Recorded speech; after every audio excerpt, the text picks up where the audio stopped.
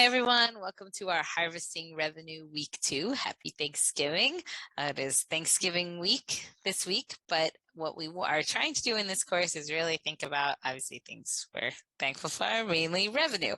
So good time to kind of assess our revenue, to take a look at year to date, and also to really begin to set some targets. So if you remember last week, we talked about all of the different places our revenue come from, that we really want to take a look at year to date, what we're earning in those categories, whether it's food or drink in person. We touched on delivery fees, we just done catering.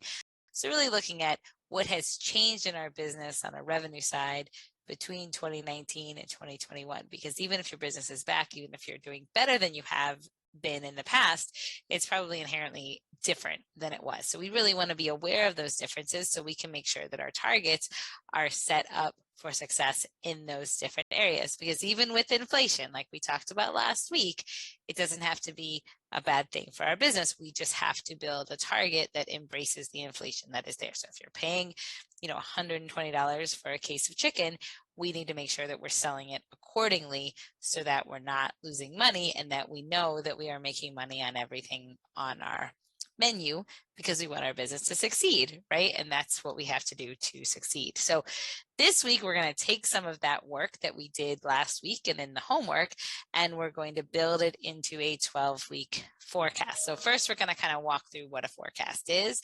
And then from the homework that we set up, we should have some good information to go ahead and put our targets into place. So if you remember, last week, we were supposed to revenue trends for 2021, 2020, and then 2019, and set up our data sheet. So what our in-person dining look like, online ordering, and catering.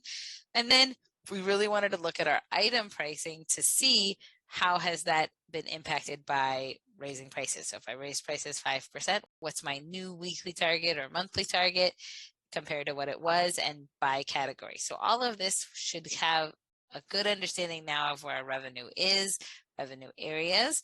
And with this information, what we're going to do is create a weekly forecast. So I know, especially for the people out there that are chefs or very detail oriented, it can be hard to have a summary, right? We inherently want to add 100 lines and have every expense broken out.